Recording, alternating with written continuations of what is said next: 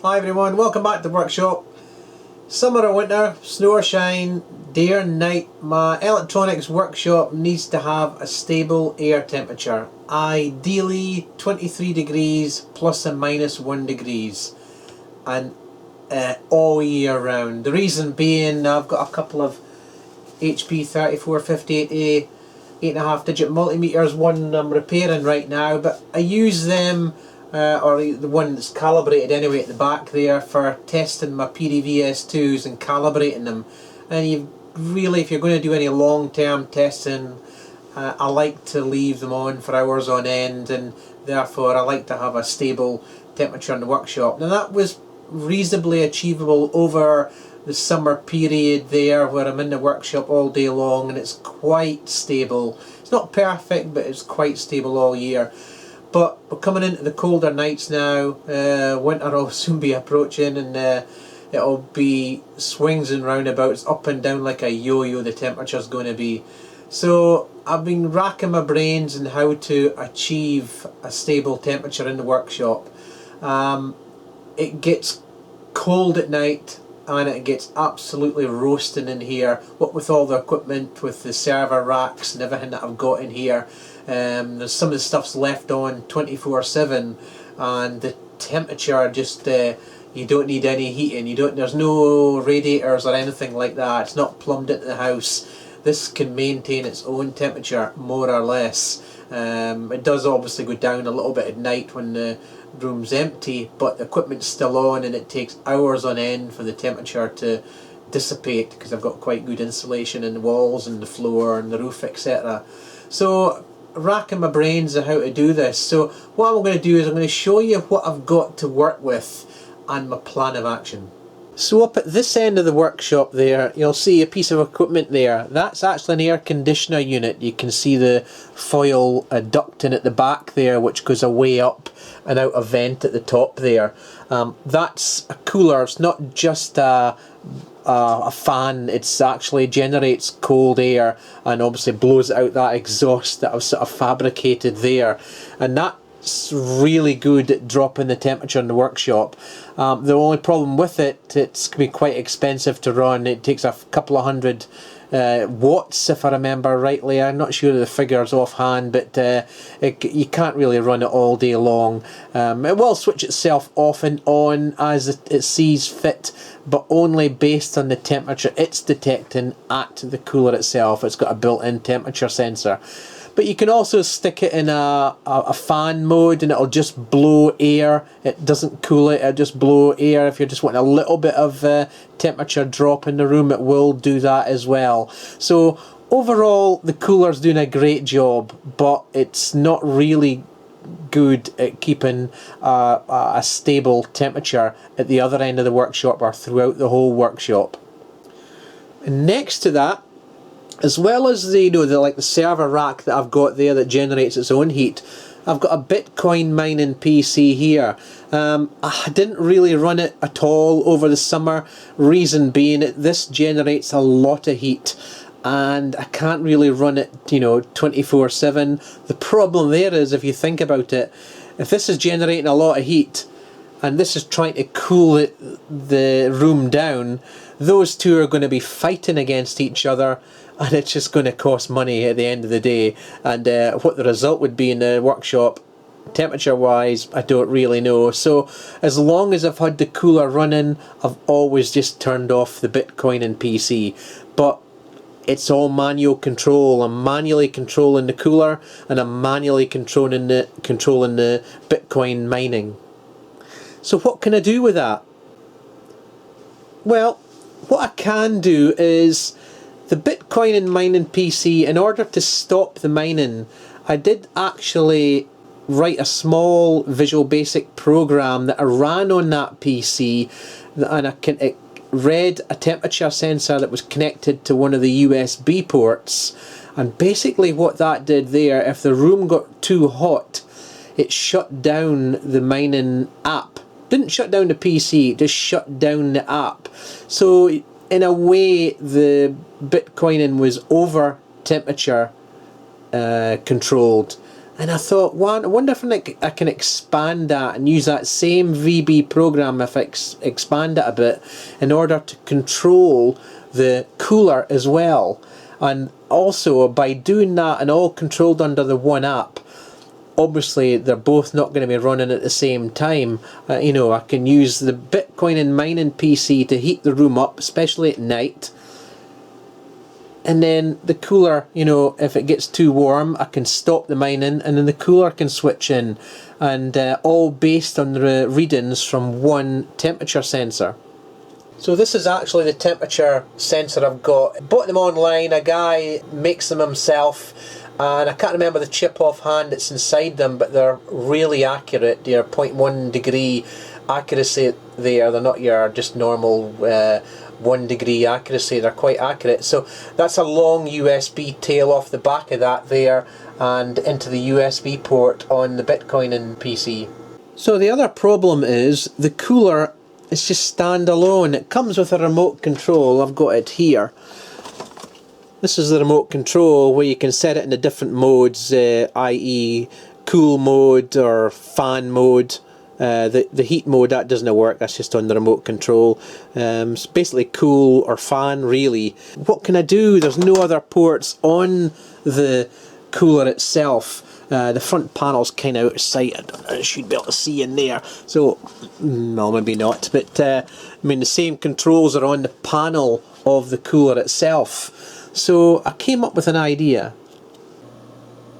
So there's a company in the UK called Brainboxes, and what they do is they produce all sorts of little modules for doing various things, and they've actually got an Ethernet to remote I/O interface here, an No.038, and what that has, it's got 3 volt-free contacts or relays inside it, and also 3 digital inputs. So the plan is to put this inside the cooler and hook up the relay contacts there onto the back of the various switches on the cooler itself, and then the digital inputs on this unit I'll tie onto the back of a couple of the LEDs that are on the panel. Therefore I can monitor the status of the cooler, but I can also remotely control what mode and start and stop of the cooler. In fact, I can power the cooler down via this unit as well. So that's the plan. So I'm just working on some software at the moment, some demo software on the workbench to try and get this thing running. I've got the relays working and I'm just working on the digital I/O there. So I've used the source code for the original Bitcoin mining PC app, which is on the screen there, so I'm working on that. So on the PC there'll just be a little forum. This doesn't really make much sense, but this is my little test app there. So I'm writing a little app there, and it'll basically allow you to set up some temperature set points, etc., and basically a start stop button, and the system will take care of itself. So that's where I am at the moment. So let me go away and develop the system a little bit further, and we'll see where we get to. And here's the next step. I've taken apart the Inventor cooler unit, the aircon unit, and I've got access to the main circuit board, as you can see here, and there's a little loom goes off here. This grey loom here goes away off onto the front panel there. It's a multi-core loom, so I'm hoping that it's just all discrete signals from the push buttons and switches, or the push buttons and LEDs there, all the way back onto this header here, and I can hopefully just pick up the signals for the LEDs and the push buttons.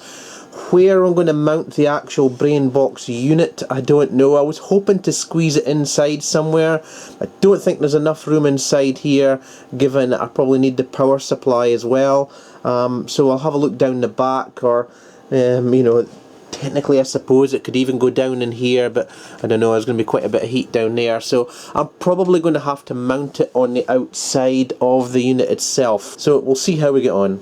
Right, now it's time to put the No.038 into the cooler itself. Now, there isn't a lot of space inside the cooler, as you've seen, so what I've decided to do is remove the PCB from the No.038 from its housing, It's quite a good housing. It's not actually screwed together, it just clips everywhere, so really easy to get into. And this is what I'm left with here. It's the PCB with the Phoenix style contacts at either end and the Ethernet connection there. I think I can put it into the cooler and still retain the Phoenix contacts, so let's have a look. So first of all, I needed to put in the power supply for the Brainboxes module, and that actually fitted it on the outside here. As you can see, it's that little slim one I showed you earlier I've decided to use, and it's really nicely fitted down the side there, and a couple of screws. I drilled it and it's in there, and I've got the AC supply coming in at this side here, and then I've got the 12 volts coming out the other side. The PCB is going to go, the Brainboxes PCB is going to go right there. I've got to leave some room here at this side here for the two connectors that go away off to the front panel. I think I can do that. Unfortunately, there's a few components here. It looks like a snubber unit there. I think it'll fit in just there. It'll sit on top of that relay at that side there. And then for the standoffs, I'll put some plastic adhesive bottomed standoffs onto the PCB there. There's no components there, so that's good, and I can just put it into place there. And there's enough room at this side here for me to get the Phoenix contacts in and out, and there's enough room just at this side here to do the same. Whether the lid will fit on, I think it will, because it's kind of got a chamfered edge at this end here. If the worst comes to the worst, I might need to lose this Phoenix contact for the power and solder direct onto the pins.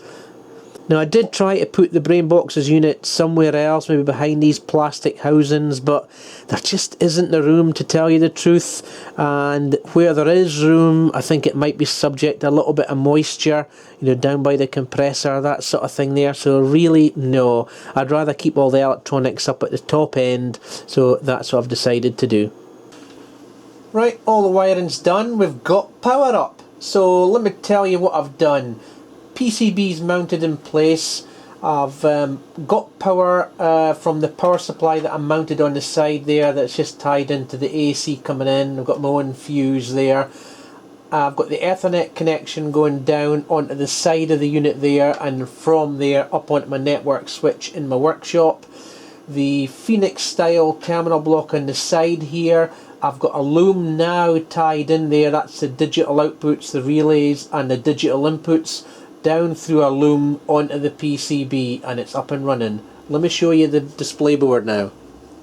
So this is the original display board, which I've hacked a little bit. Let me turn it over. A little bit of Vero board on there with some components and some wiring down onto the back of the display board. Let me tell you what I've done here. So first off, I wanted to simulate the button presses on the front of the panel so that the No.038 can control them. That was dead easy. The relay outputs from the main No.038 are in parallel with the panel switches there. I'm controlling the on-off button and the mode button so that I can cycle through the various aircon modes. I don't need the up and down arrows to change the temperature. I didn't bother with that. I didn't have enough relay outputs anyway for that. Otherwise I probably would have done it. The other thing I wanted to do was detect what mode I was in. I didn't simply want to change mode and hope for the best that I was in the right mode. I wanted some sort of feedback that I was actually in the proper mode. And the way to do that was to monitor the LEDs here, and that's tied back to the digital inputs on the No.038. However, it's not as easy as it seems. Let me go to the schematic and show you what I've done. So what I needed to do was pick up whether that LED's on or not, and the way I elected to do it, there's a couple of ways I could have done it, but the way I elected to do it was parallel my own LED across the existing LED, and then hook up an LDR close coupled to that LED. It's underneath the heat shrink sleeving, as you'll see on the board, and therefore I can detect whether that LED is on or not. And the reason I went to the trouble of hooking up an LED and then an LDR, then everything else off of that is, well, you could argue I could simply put an opto isolator on there in parallel with the existing LED. The problem is, these original LEDs are scanned, so they're sort of pulsing. It's persistence of vision that lets you think that the LED is actually on all the time, but it's not. They're going off and on very, very fast. So therefore I needed to find a way of detecting whether that LED's on as far as the eye's concerned, and then obviously off as well. And the way I elected to do that was with the LDR, but I could also add in a capacitor there and give it a low pass filter there before it drives an FET, and then it's open drain back to the No.038 where there's a pull-up resistor. And that's actually turned out to be quite reliable without any spurious noise or anything like that. And that's actually turned out quite reliable. The only other thing I added, like I said here, is I've got a 5V supply there. There's actually a 12V feed to this board, so I've stuck in a little 78LO5 to give me the 5V.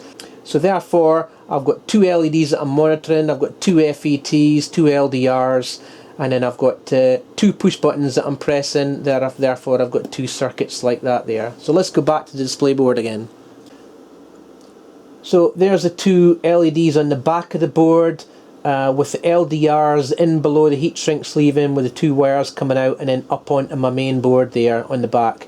There's the two FETs, my two 0.1 microfarad caps as part of the low pass filter, and the two resistors there that I was mucking about with, varying them, but I've ended up with 100k, and then this little 78LO5 in the corner there. And then it's just a case of looming that down alongside the original loom off the board there.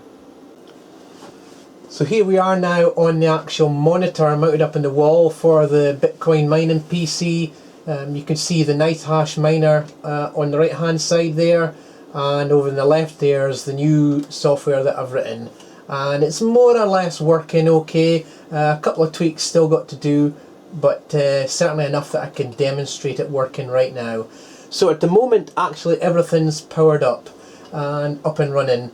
I've got a test mode, as you can see there, and the box is ticked, it's turned on, and I've got 23 in the box. I'm overriding the temperature signal from the temperature sensor, and just so that I can manually adjust the temperature to simulate the workshop temperature, so that I can make it change modes and all the rest of it. So at the moment I'm set it to 23 degrees. You can see I've got three adjustments over on the left hand side there. I've got the cooler mode, therefore it's set to 26 degrees, so if the temperature rises above 26 we're going to go into full blown cooler mode.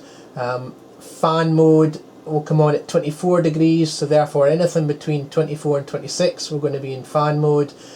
And then equilibrium, i.e. when everything's off, will be between 22 and 24 degrees. 22 degrees being the temperature at which and below that the Bitcoin Nicehash Miner is actually going to start up and start mining and generating heat in the workshop.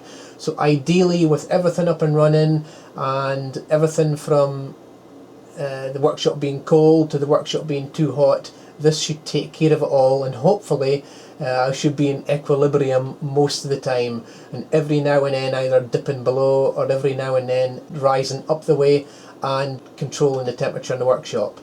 So at the moment, like I said, we're on 23 degrees equilibrium, and as you saw a second ago, the aircon was basically switched off, and I'll just now move it up to 30 degrees, and that should put it into full blown cooler mode. So off we go. There we go, 30 degrees at the top there.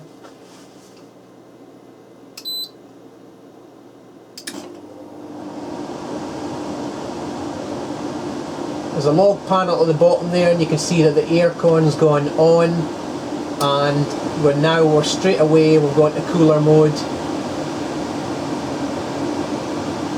And on the panel off camera on the aircon, we're now in cooler mode.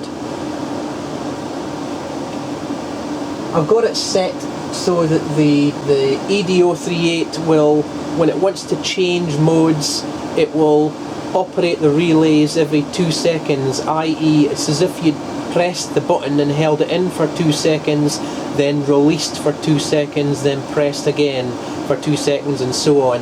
That's how it cycles through the various different modes until it gets a signal that it's looking for, i.e. from the LEDs on the panel, so that it knows it's in the right mode. So now I'll go down to 25 degrees. That should bring it out of cooler mode and into fan mode.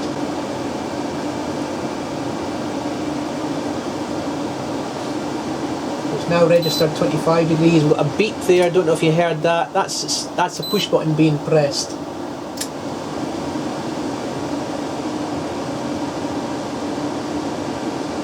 There we go, we're in fan mode. The panel on the aircon, the fan LEDs on. Perfect. And of course the log at the bottom there is displaying the current mode that we're in and what time and date that happened. So now we'll go down to 23 degrees. And that should take us all off, i.e. equilibrium. 23 degrees at the top now.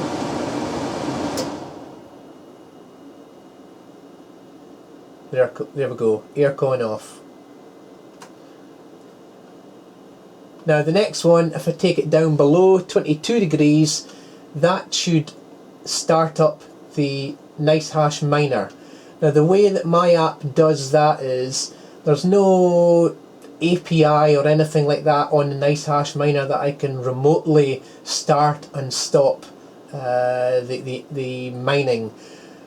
What I've managed to do is, there is a start and stop button on the Nicehash Miner app, and there is keyboard shortcuts that you can use to start and stop. So basically my app there will simulate those keyboard commands, start and stop the Nicehash Miner app. So let's take it down to 20 degrees. That should bring on the Bitcoin mining.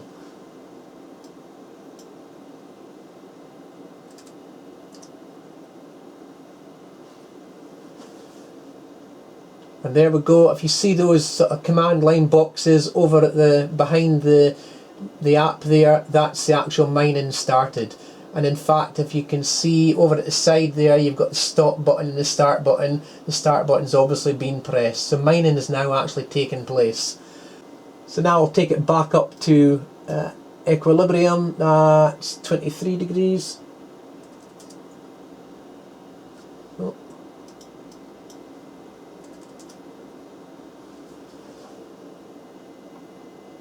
That's stopped the mining already, and we're in equilibrium. There is a couple of bugs, like I said, on my app there. The aircon power lamp there on the app's not working properly.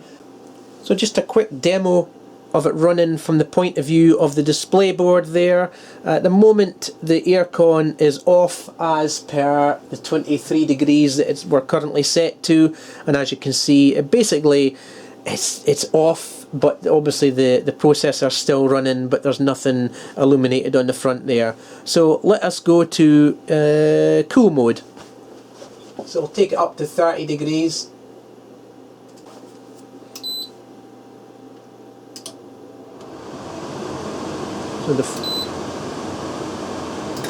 And that's it. I don't know if you caught that, but the fan LED came on first. Then of course the No.038 pressed another button, and it then went to cool mode, because it basically cycles around all the modes when you press the buttons. So now we'll take it to fan mode now.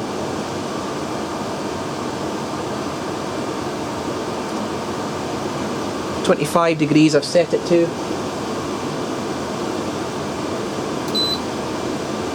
Dry mode, fan mode. The LEDs are a little bit dim, but obviously because I'm paralleling up my own LED in the back there, and it's stealing much of the current there.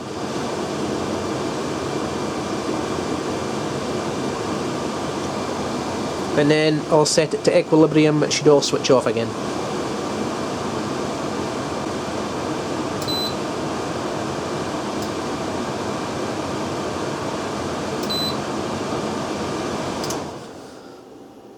And that's it switched off.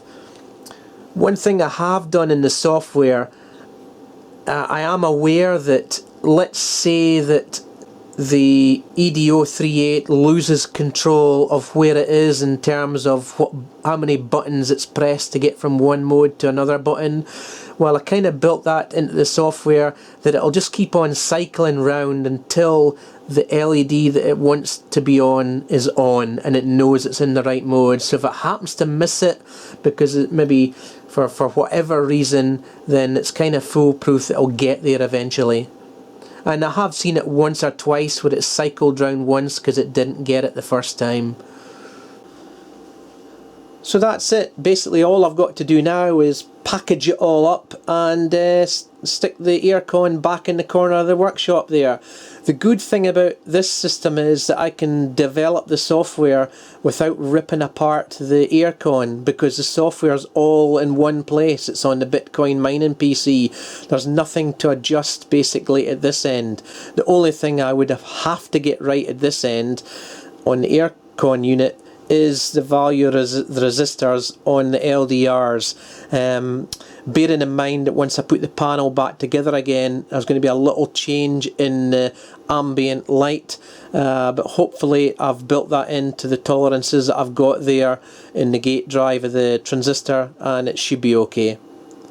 So that's about it. Hopefully you liked that video. It's a little bit different from a repair, but I'm always hacking or always repairing something. Thanks for watching.